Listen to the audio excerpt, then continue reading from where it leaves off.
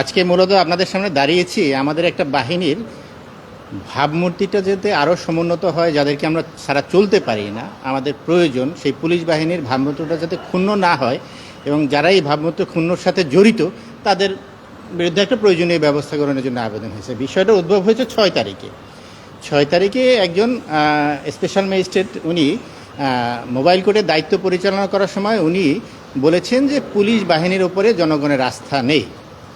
এখন আমরা সবাই জানি আমাদের এই বাহিনীটা আমাদের অত্যন্ত প্রয়োজন এবং তারা একটা ট্রমার মধ্যে আছে। প্রিভিয়াস সম্পর্কে তাদের ঊর্ধ্বতন কর্মকর্তারা হোক বা তাদের কিছু কিছু সদস্য হোক, তারা মানে নিজের ব্যক্তিগত লোভে হোক বা প্রেশারে হোক, যেভাবেই হোক, যে জনগণের স্বার্থ পরিবর্তী অনেক কাজ করেছে এবং সেই জন্য তারা বিচারের মুখোমুখিও হয়েছেন, বিচার হচ্ছে। এখানে আসলে বাহিনী হিসেবে তো আমরা তাদেরকে দায়বদ্ধ করতে পারি না। অপরাধ ব্যক্তি করে, বাহিনী তো করে না। আজকে পুলিশ বাহিনীর সকল সদস্য যদি পরিবর্তন করে যদি আবার নতুন করে নিয়োগ দেওয়া হয়, তারা তো পুলিশ বাহিনী, এবং এই পুলিশ বাহিনী ছাড়া তো আমরা চলতে পারি না। আমাদের আইন শৃঙ্খলা রক্ষা থেকে সমস্ত কিছুতে এদের ভূমিকা অনেক। হ্যাঁ, কেউ কেউ অপরাধের সাথে জড়িত পারে, সেটা ডিফারেন্ট ইস্যু।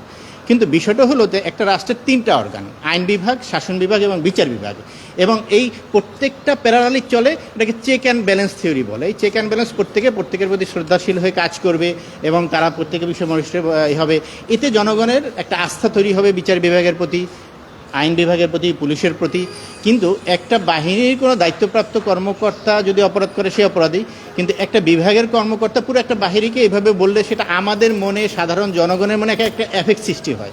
যে একজন বিচারক যদি বলে যে পুলিশ বাহিনীর প্রতি জনগণের আস্থা নেই, তাহলে আমরা পুলিশের কাছে কেন যাব? কিন্তু পুলিশ বাহিনীদের প্রতি যদি আস্থা না থাকে, তাহলে আমরা চলবো কীভাবে?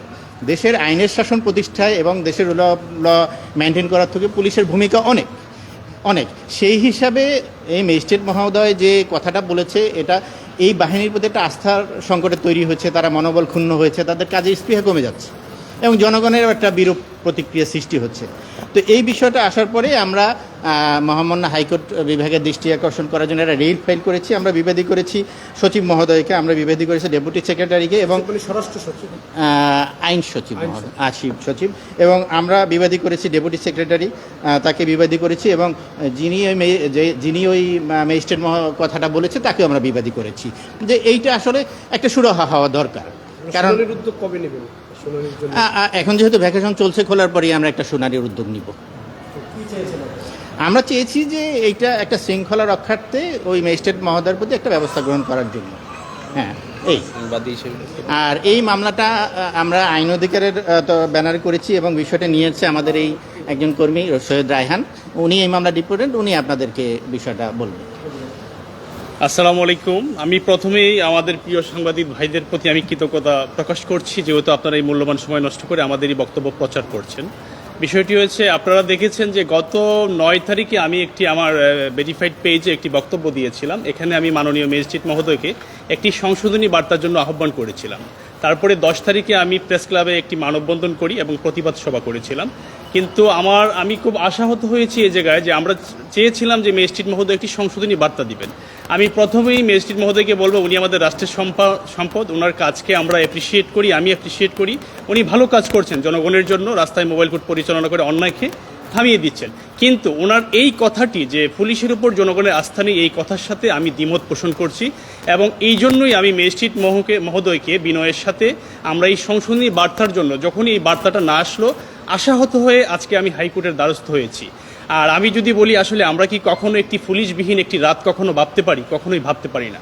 আর ম্যাজিস্ট্রেট মহোদয় যে বক্তব্যটা দিয়েছেন, এটার সাথে যেটা একটু আগে আমাদের অ্যাডভোকেট মহোদয় বললেন যে আইন বিভাগ, শাসন বিভাগ, বিচার বিভাগ, এখানে বিচার বিভাগের সাথে বিচার বিভাগ নির্দেশনা দিবেন, তারপরে শাসন বিভাগ সেটাকে কার্যক্রম করবে বা এটাকে ব্যবস্থা নিবে। কিন্তু এইখানে টোটালি একটা সাংঘর্ষিক বিষয় হয়ে গিয়েছে এবং আমি একমাত্র এটা আমরা এই জন্য করেছি যে জনস্বার্থে এবং পুলিশ বাহিনীর ভাবমূর্তিকে ফিরিয়ে আনার জন্য।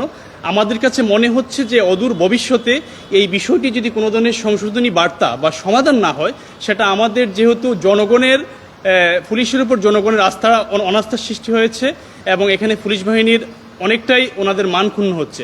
এই জন্য অদূর ভবিষ্যতে যাতে কোনো সচেতন মানুষ সচেতন জায়গায় থেকে, দায়িত্বশীল জায়গায় থেকে এই ধরনের কথা বলতে একটু সচেতন হন এবং এই ধরনের ভিতর থেকে যাতে বের হয়ে আমরা আসতে পারি, এই জন্য আমরা এটা করেছি। জি, আসসালামু আলাইকুম। যে আমি সৈয়দ রায়হান, একজন মানবাধিকার কর্মী, একজন সাধারণ মানুষ। আমি দেশবাসীর কাছে দোয়া চাই আপনারা আমার পাশে থাকবেন।